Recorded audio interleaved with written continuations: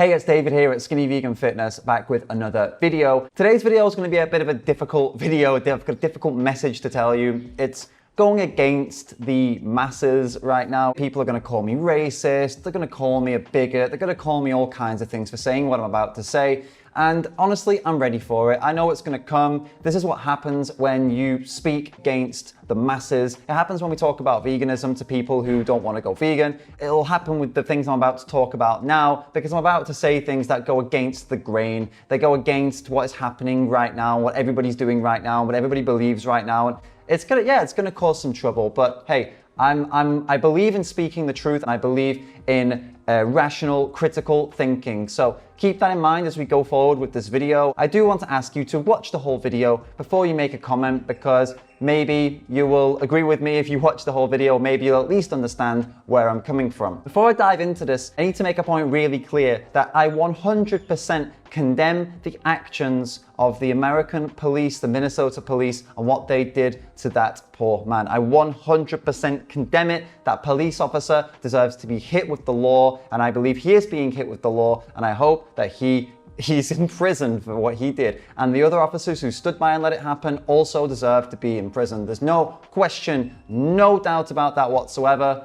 That needs to happen. Let's just get that out of the way. Now I'm going to get to the part that's probably going to annoy a lot of people. I want to talk about vegans and animal rights activists and how they are advocating or not advocating for human rights issues. If you are someone who is a vegan, animal rights activist, and you also advocate for human rights issues, awesome, that's amazing. That is an amazing thing you're doing. It's brilliant, and thank you for doing that. I mean, it must be a lot of work for you, a lot of emotional energy for you, a lot of time for you, and absolutely, it's brilliant that you can apply yourself to multiple causes and multiple things that are going on, and it's awesome. And there's some of the benefits of doing that, of course, that you can bring veganism and animal rights to other groups and other communities, and then they can bring some things to your community, your group, and you can share in all these things. And like, yeah, ultimately, if that's what you're doing, then that's great. And I have nothing bad to say about you or that at all. If you are someone who is not doing that, if you're somebody who is 100% focused on the non-human animals,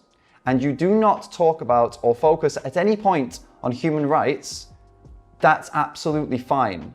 If you choose to focus on the non-human animals, the ones that have the smallest movement in the world, the ones that receive the least funding in the world, and the ones that have the least rights in the world, have the least politically powerful voices in the world, as in they have no political voice. If you choose to focus all of your energy, all of your time on those animals, and you do not include any human rights in your activism, there's no problem here. That is absolutely fine, and it can be absolutely effective. Now, there is a caveat though, there is something you have to consider. As long as your animal rights activism does not impede on human rights issues, or humans basically, if it doesn't impede on humans, it doesn't impede or contribute to their oppression, then great. If it does, then you've got a problem, because your activism for the non-humans shouldn't impede on the lives of humans or contribute to the oppression of humans. This is something we need to be aware of 100%. But there is nothing wrong with you focusing 100% on non-human animals. I need to repeat that one more time. There is nothing wrong with you focusing on the non-human animals for 100% of your time. There are many people out there right now telling you that if you don't include humans in your activism, then you're a bad person, or you're bad for the movement, or you're a racist or a sexist, or they're throwing all these insults out there right now. And it's you know, with the current situation, it's become very exaggerated. People are really going for it right now. Like, they're posting these posts that are saying, like, if you don't fight for humans and you don't fight for animals, and you're hypocrites or you're inconsistent, and it's not true. It's not true at all. This is just emotions, and it's an emotionally charged situation right now. And I understand we're all, it's horrible. It's a horrible situation, and it's a horrible thing that's happened, and everyone's emotionally charged, but that does not make that statement valid. That statement is invalid. You can 100% fight for non-humans solely and be effective in doing so. And you are fighting for those non-humans. You're not doing them a disservice by not including humans. That's not true at all. If you choose to include humans, awesome, but if you don't, it's absolutely fine. One of the things I keep seeing over and over again, and it's really starting to annoy me, is the idea that if you don't speak for human issues, you're complicit in those issues. Really? So if I don't speak against child trafficking, then I'm a child trafficker, that I'm pro-child trafficking, or about sex trafficking. If I don't speak out against those, which I don't speak out against any of these issues, does that mean that I'm pro-sex trafficking? Is that what that means? Or child labor, the child laborers? If I don't speak out actively against child labor, does that mean I'm pro-child labor? Does that mean I'm somehow complicit in children being used for labor? No, of course not. Of course it doesn't. If we go by this rhetoric, then that means that for someone like me or someone like most of you who just speak out about animal rights, that means that you're racist, sexist, makes you a child trafficker, makes you a sex trafficker, makes you always a slave trader, because slavery still exists in the modern world. I don't know if you know this, but there are parts of Africa where slavery, like literal slavery, still exists, and you're not speaking out about that. So that makes you also a slaver? No, of course not. Absolutely not. If you are focused on one issue and that is where your passion lies and that's what you want to talk about and that's what you believe is the most important thing, then good for you. You go and do that. And if you believe there are many things that are important things and they're all connected, good for you. Go and do that. I just want to say that just don't spend your valuable time, your valuable energy, and maybe even your valuable money on human rights issues just because someone guilt tripped you into it, when you would rather spend all of that on the non-human animal issues. If you're just doing it out of a guilt trip, well, it's posturing for one anyway. If you're just doing it because someone told you to, it's not even going to help in the long run, because it's just posturing. It's virtue signaling. Why are we virtue signaling just because someone guilt tripped us? It's not going to help anyone. So I think I'm repeating myself a little bit now, but just to summarize here one more time, just want to make this statement really clear. There is nothing wrong with you advocating for the non-human animals, the ones that are by far the most vilified, most oppressed, most ignored.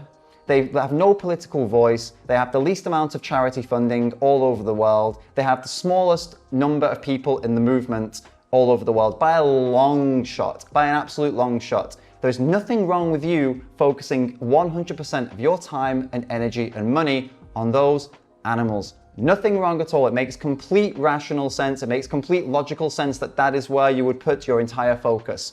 On the flip side of that, if you want to include other rights issues in your daily activism that you do, if you want to talk about multiple things, all power to you. Amazing. Do that. But don't look down on others who make their entire focus one thing. That's it. There's no need to look down on them. There's no need to guilt trip them. There's no need to try to tell them that you're complicit because you don't talk about the issues that I want you to talk about. No, that's not okay. That's guilt tripping. And as much as a lot of vegans, a lot of our movement it likes to guilt trip people, I'm definitely against guilt tripping people into listening to me. Unless it's my birthday, in which case that's totally different, because guilt tripping on your birthday is okay. But guilt tripping in general is not the way to bring people to your side. If someone doesn't want to speak out about what you want them to speak out about, that is not your business to then make them feel guilty and tell them, well, you're complicit if you don't speak out about it, or you're a bigot, or you're a this, or you're a that if you don't say something. No, it's not true. And frankly, it's a disgusting, manipulative way to get people to do what you want them to do. Thank you so much for listening to this. I know it's controversial. I know I'm going to get all these different insults. It's going to be shared all over in loads of different groups. So look at this guy, he's such a this, he's such a that. I'm ready for it. It's fine. If any of you actually have some logical, coherent arguments that you want to discuss with me to actually have an actual conversation, we can go live on Instagram. You can get involved in the comments. I'll answer as many as I can. And we can arrange something. We can actually discuss these things one-to-one on a live stream on YouTube. Like, I'm open to a conversation, but one that makes sense, not one where I'm getting insults flung at me and accusations flung at me. I'm not interested in this, all right? So make of it what you will. If you want to reach out, reach out. If you want to bitch about me and, call me names, and do that too. I can't stop you. That's your prerogative. That is your freedom of speech to say those things and do those things. Don't forget to like, subscribe, and share the video if you feel like it's useful, if you feel like it could inspire others and empower others. I've kind of designed the video. I hoped it would empower everyone really, but we'll see how that works out. Thank you so much for watching, and I'll see you in the next video.